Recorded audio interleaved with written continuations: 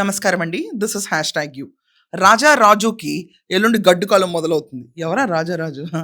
రాజా మనం బట్టలు కొట్టి ఇక్కడ ఎప్పుడు ఓపెన్ చేద్దాం అని అడిగే దివ్యల రాజు మన అభిమానుల కోసం, మన చెల్లెమ్మల కోసం ఇంత డబ్బులు ఇచ్చేద్దాం, తక్కువ డిస్కౌంట్ చేసేద్దాం అని దువ్వాడ. దివ్యల దువ్వాడ ఇద్దరికి 27వ తారీఖున బ్యాండ్ బజావ్ మొదలవుతుందని గట్టి వార్తలు. 27వ తారీఖు పోలీసులు తిరిగి రమ్మన్నారు. కొత్తూరు పోలీస్ స్టేషన్కి మొన్న వెళ్ళినప్పుడు ఎంత చిల్లరగా లేకిగా బిహేవ్ చేశారో ప్రతి ఒక్కళ్ళు చూశారు కదా. దువ్వాడైతే he enjoyed the limelight అండి. మొన్న ప్రెస్ మొత్తం దివ్యల కూర్చుని అప్పటికప్పుడు కాదండి, బాగా ప్లాన్ చేసుకొచ్చి ప్లకార్డులు పుచ్చుకుని ఇంకేంటి మహారాజాని లోపల పెడతారా, మా నాయకుడినట్ట. ఏ నాయకుడు, ఏ వర్గానికి నాయకుడు, కళింగుల పైన దాడి, ఇలాంటి స్పెక్యులేషన్స్ అన్ని చాలా తీసుకొచ్చారు. నేను కమెంట్స్లో కూడా చదువుతా ఉన్నాను. మా కళింగులు నిజంగానండి, కళింగులు చాలా గొప్పవాళ్ళు. దాంట్లో వీళ్ళు తీసుకొచ్చి కళింగుల పైన దాడిని చెప్పంటారేంటండి. ఇక్కడ వర్గం, కులం అన్ని తీసుకొచ్చేస్తున్నారు. రాష్ట్ర రాజకీయాల్లో వైసీపీ కులాన్ని ఎలా వాడుతుందో, వైసీపీ వాళ్ళు వీళ్ళు లోన్ చేసుకోకపోయినా వీళ్ళు మాత్రం కళింగుల పైన దాడి ఇలాంటి పోస్టులు బాగానే పెట్టించుకున్నారు.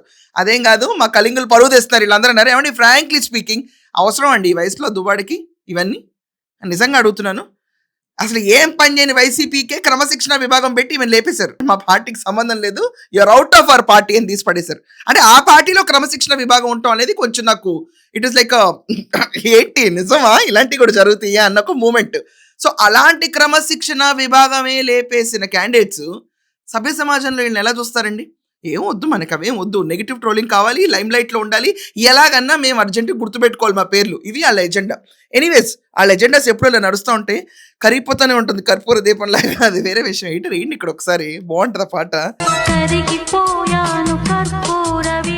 సో బిగ్ బాస్తో వెళ్ళి ఫేమ్ వచ్చేసింది. దాని తర్వాత రోడ్ల మీద చిల్లర రాజకీయాలు చేయడానికి దివ్యల మాధురి ముందుకు వచ్చేసింది. కొత్తూరు పోలీస్ స్టేషన్ దగ్గర మొన్న రెచ్చిపోయాడు.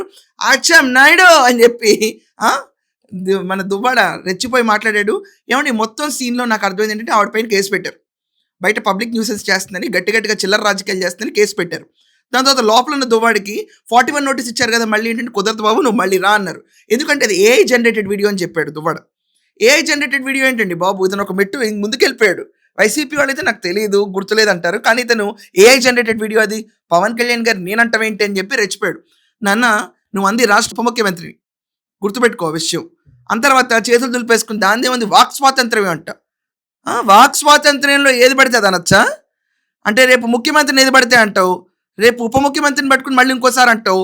ఉపేక్షిస్తే నీలాంటి వాళ్ళని కూడా చూసి పక్కన వాళ్ళు రెచ్చిపోతారు. 5, 6 అంటే పర్సనల్ సెక్యూరిటీ గార్డుని ఒక అతను పెట్టుకొచ్చారండి. తర్వాత ఒక 4, 5 మా నాయకుడు ఆత్మోద్యలం ప్రిపేర్ అవ్వండి. 27వ తారీఖున రాజా రాజుకు మాత్రం ఖచ్చితంగా బాజా భజంత్రీలు మౌతి, చాలా గట్టిగా బాజా భజంత్రీలు మౌతి. వెళ్ళేటప్పుడు ఈసారి ఆత్మోద్యాలని చెప్తుంది కదండి, ఏమైనా క్యారీ చేస్తుంది దాంతో పాటు ఖచ్చితంగా బెదిరించడానికి. మొత్తం స్టేట్ అంతా దానిపైన ఫోకస్ అవ్వాలి ఆ రోజు. ఆ మైలేజ్ కోసం ఈ కప్పులు గట్టిగానే ప్రిపేర్ అవుతారు. నేను ముందుగానే ప్రిపేర్ అవుతున్నా బాబాయ్, వీళ్ళు చేసే క్రియలు ఎలా ఉంటాయి, అసలు రోడ్డుపై న్యూసెన్స్ ఎలా ఉంటుందని. ఏదేమైనప్పటికీ ఈ దివ్యల మాధురిని మాత్రం కేసు కట్టి ఎక్స్ప్లెనేషన్ ఇస్తే కుదరదు, అరెస్ట్ చేయాలి. పబ్లిక్ న్యూసెన్స్ కింద అరెస్ట్ చేయాలి. మేము అటెంప్ట్ సూసైడ్ చేసేస్తాం, ఆత్మహత్య దాడు, నువ్వు తప్ప ఎవ్వరు చేయరు అక్కడ, అందరికీ తెలుసు.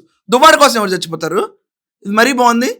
లోపల తీసుకెళ్ళి ఇన్వెస్టిగేట్ చేస్తే అరగంటలో మా నాయకుడిని బయటకు తీసుకురాకపోతే ఏంటి ఇక్కడ తీసుకురాకపోతే మేము మొత్తం ఆత్మహత్యాడం కింద చేసేసుకుంటాం. ఉంది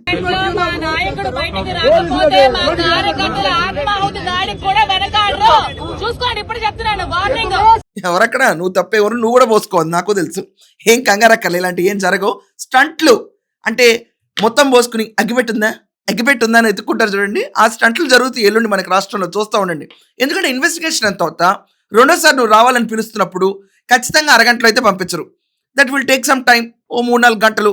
3-4 గంటల్లో రాజా రాజుకు చెప్పేస్తాడు, బయట నువ్వు ఈ లెవెల్లో ప్రిపేర్ చేయి, ఈ లెవెల్లో గ్రౌండ్ అయ్యి, యాక్షన్ సీన్ కట్ పేస్ట్ వాళ్ళకి తెలుసు కదా, రోజు వాళ్ళు వీడియోలు చేసి పెడతానే ఉంటారు కదా. సో ఆ డైరెక్షన్ మోడ్లో క్లియర్గా వెళ్ళిపోతూనే ఉంటారు. మీడియా మొత్తం వెళ్ళిపోద్ది, ఫోకస్ అవుతుంది. రాష్ట్రం మొత్తం ఎల్లుండి రచరచగా చేయడానికి ఈ జంట ఎంటర్ అవుతున్నారు. శనివారం మసాలా లేదని మిస్ అవ్వకండి, వీళ్ళు ఉంటారు. ఈ రచ్చ దెబ్బకి ఆ రోజే రాజుని రాజాని ఇద్దరిని పర్మనెంట్గా లోపల కూర్చోబెడతారు. బయట వీళ్ళ కోసం తిరిగే కార్యకర్తలు అంటూ ఎవరు ఉండరు. That's it, game close. So అలాగే ఎల్లుండి వీళ్ళ అరెస్ట్ కోసం ఎంతమంది ఎదురు చూస్తున్నారు. వీళ్ళు చేసే వీరంగంలో అగ్గిపెట్టి తెచ్చుకోవడం గుర్తుంటుందా, లేకపోతే మర్చిపోతారా? ఆ విషయాన్ని కూడా కమెంట్స్లో ఖచ్చితంగా రాయండి. That's all for now. Thank you.